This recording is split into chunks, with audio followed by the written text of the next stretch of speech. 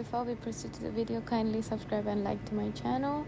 And for today we are gonna make some burejjigae, which is called army stew. This is actually a Korean recipe.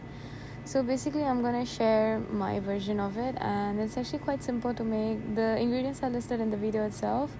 And for people who are living in countries such as Bangladesh, Pakistan, India, some of the ingredients might be hard to get, such as kimchi and gochujang paste, which is red pepper paste.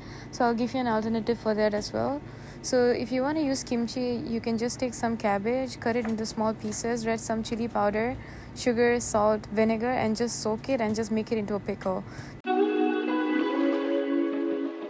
So in a pan, add some onions, sausages, chicken stock cube, macaroni, kimchi, whatever ingredient you have, because for army stew you can add whatever you want, because it's just a recipe of anything. So just add whatever ingredients you want to. You can eat baked beans, you can add chicken, you can add shrimp, you can add anything you want. So basically I'm just gonna add these few ingredients. And so basically the macaroni is gonna take about 3 to 4 minutes to partially cook. So I'm just gonna add hot water and just gonna boil it, and while it cooks about 4 minutes later, I'm gonna add in my noodles, because once my noodle cooks, the macaroni will be cooked as well. So I'm just gonna add in my water with the chicken stock and just gonna cook everything up. And once it all starts to boil, I'm just gonna add in my noodles.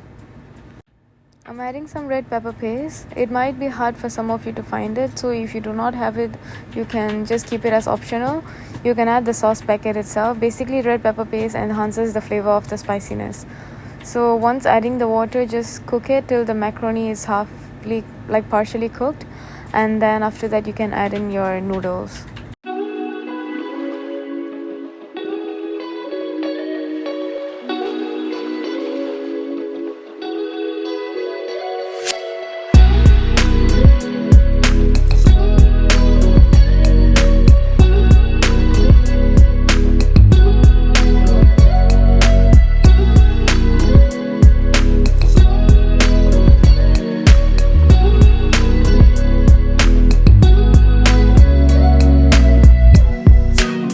At this point, I'm gonna add in my noodles. Basically, I'm putting 2 noodles because it serves 3 person. So after that, I'm gonna break in 1 egg as well. And once you add in the egg, make sure to stir it up very well and mix it with the noodles so that it doesn't become one whole lump.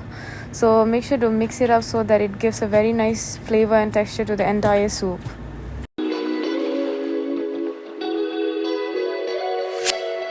You can garnish it off with spring onions or parsley, and we are done. So I really hope you guys enjoyed this very short recipe of mine, and please do try this and enjoy.